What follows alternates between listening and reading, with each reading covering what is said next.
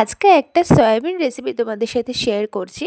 রেসিপিটা কিন্তু ভীষণ সহজ, কিন্তু টেস্ট ছিল মারাত্মক। তোমরা একবার ট্রাই না করলে বুঝতে পারবেন না যে তা কতটা টেস্টি হয়। এর জন্য সয়াবিনগুলো আমি খুব ভালো করে ভিজিয়ে রেখেছিলাম 10 থেকে 15 মিনিটের মতো। দেখবে সয়াবিনগুলো ফুলে ডাবল হয়ে যাবে, ঠিক তখনই জলগুলো ভালো করে ঝরিয়ে নিতে হবে। এরপর কড়াই একটু তেল দিয়ে সয়াবিনগুলোর মধ্যে পরিমাণ মতন লবণ আর অল্প একটু হলুদ দিয়ে লাল লাল করে ভেজে নিতে হবে। এরপর আবারও একটু তেল দিয়ে আলুগুলোকেও লাল লাল করে খুব ভালো করে ভেজে নিতে হবে। আর হ্যাঁ, সয়াবিনগুলো ভাজার সময় কিন্তু খুব বেশি তেল দেওয়ার দরকার নেই, অল্প তেলে খুব ভালো করে ভাজা হয়ে যায়। এরপর একটা মিক্সিং জারের মধ্যে আদা রসুনগুলো বেটে নিয়েছি। এরপর ফোড়নে দিচ্ছি শুকনো লঙ্কা, তেজপাতা।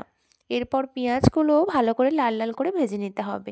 এরপর দিয়ে দেবো কেটে রাখা টমেটোগুলো দিয়েও কিছুক্ষণ নাড়াচাড়া করব, যাতে টমেটোগুলো খুব ভালো করে গলে যায়। এরপর দিয়ে দিচ্ছি 1 চামচ আদা রসুন বাটা, 1 চামচ হলুদ গুঁড়ো, আর ঝালটা তোমাদের টেস্ট অনুযায়ী ইউজ করবে। দিয়ে দিলাম 1 চামচ ধনে গুঁড়ো, পরিমাণ মতো লবণ আর অল্প একটু জল দিয়ে মশলাটাকে খুব ভালো করে কষিয়ে নেব।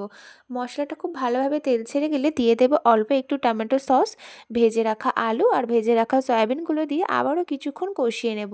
5-6 মিনিট কষিয়ে নেওয়ার পরে দেখবে ভালোভাবে তেল ছেড়ে গেছে। ঠিক সেই সময় দিয়ে দেবো পরিমাণ মতন জল। জলটা একটু বেশি করে দেবে, কারণ সয়াবিন একটু জল টেনে নেয়। এরপর আলু সয়াবিন খুব ভালোভাবে সেদ্ধ হয়ে গেলে গরম মশলা দিয়েই নামিয়ে নাও। যারা নতুন রাঁধুনি তারাও খুব সহজে করতে পারবে।